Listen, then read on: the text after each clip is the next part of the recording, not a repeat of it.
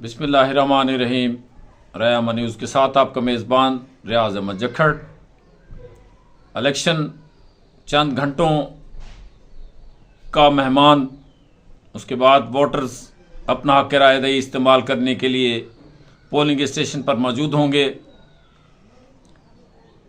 Election campaign में जो कुछ हुआ ये तारीख बताएगी और ये 2024 का इलेक्शन तारीख में नए अंदाज से लिखा जाएगा। इसमें ना कोई जलसा हुआ, ना जुलूस निकले, ना रैलियां निकली। अगर चंद एक मकामात से निकाली भी गई तो वो सिर्फ पाकिस्तान पीपल्स पार्टी और मुस्लिम लीग नून की थी। पाकिस्तान तहरीक इंसाफ जो मुख्तलिफ सर्वे में 70% अवाम की हिमायत रखती है, उससे उसका निशान छीनने के बाद जगह जगह उसके उम्मीदवारान को भी हरासा किया गया और उन्हें जलसा, इकट्ठ, कार्नर मीटिंग करने की इजाज़त भी न दी गई। इस बिना पर भी ये इलेक्शन तारीख में यादगार बनाया जाएगा, लिखा जाएगा, याद रखा जाएगा कि किस तरह से निगरान हुकूमतें अगर चाहें तो वो किसी जमात को इलेक्शन लड़ने दें और किसी को अगर दूर रखना हो तो वो इस तरह के हथकंडे इस्तेमाल करके रोक भी सकते हैं। अब उम्मीद ये वासिक है कि तमाम जमातें इलेक्शन रिज़ल्ट पर मुत्तफिक हों।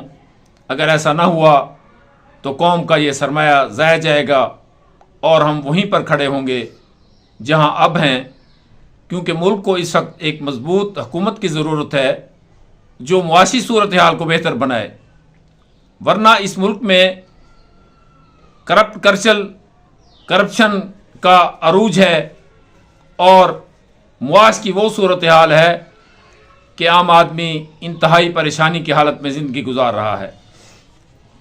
ज़िला लिया की तरफ आएँ तो यहाँ भी बाज़ उम्मीदवारान ने 6 बड़ी बड़ी गाड़ियों, वीगो डालों, बड़े बड़े इसके साथ अपने बॉडीगार्ड के साथ भी कैंपेन की है और तहरीक इंसाफ के छुपते छुपाते वो भी अपनी इंतखाबी मुहिम को घसीटते रहे हैं। ये फैसला आवाम ने करना है कि वो किस हल्के में किसे चुनते हैं या कौन सी जमात ज़िला लिया से ज़्यादा उम्मीदवार ले जाने में कामयाब होती है। जहाँ तक तहरीक इंसाफ, उनके तो आज़ाद हैं, हिमायत याफ्ता कहा जा सकता है, उनका कोई नाम नहीं है। देखना यह है कि दो बड़ी जमातें जो इस वक्त तो बज़ाहिर अलग अलग नज़र आती हैं लेकिन गुज़श्ता 50 सालों में वो मिलकर हुकूमत कर रही हैं और अवाम का इस्तेसाल भी इसी वजह से हो रहा है कि दो जमाती सिस्टम होने की वजह से मुल्क जो है मुआशी तौर पर गिरता चला गया और आज आदमी बेरोज़गारी, गुर्बत, लाचारगी की ज़िंदगी बसर करने पर मजबूर है। इन हालात में इलेक्शन में जाना भी एक बड़ी हिम्मत और हौसले का काम था, लेकिन फिर भी दाद देनी चाहिए उन उम्मीदवारान को जो नामसायद हालात में भी अपने इलेक्शन मुहिम चलाते रहे। यहाँ से हमारे पास NA की 2 नशिस्तें हैं और सूबाई असम्बली की 5 नशिस्तें हैं। इनमें एक नशिस्त पर जो 279 है सूबाई, वहाँ भी 1 to 1 अहमद अली औलख और अतर मकबूल हैं और उन्हीं में ही फैसला होना है कि अगर PTI का उम्मीदवार निकल आता है तो अतर मकबूल को यकीनी तौर पर कामयाबी हासिल होगी। आगे आ जाए शाहब खान सीहड़ के हलके में तो वहाँ अब्दुल शकूर सिवाग, उनके साथ सज्जाद सीहड़ मौजूद हैं, अकरम सामटिया हैं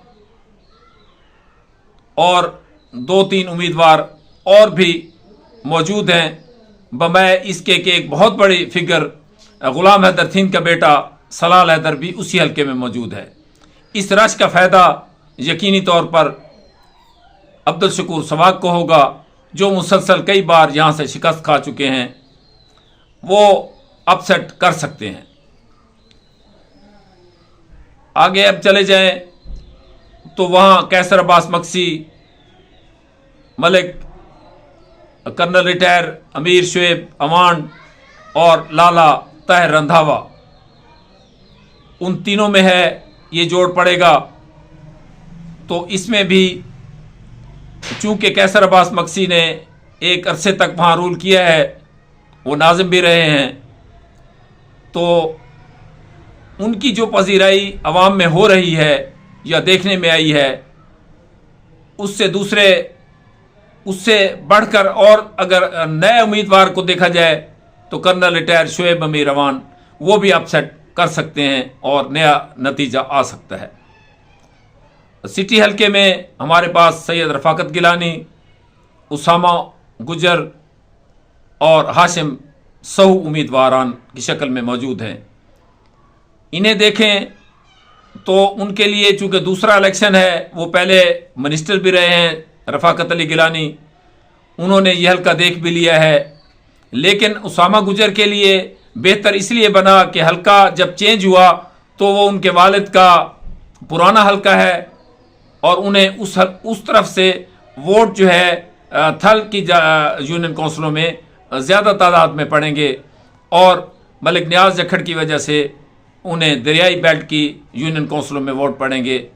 वो भी इंतहाई बेहतर हालत में मौजूद हैं। नतीजा इन तीनों के दरमियान है और इन तीनों में से कोई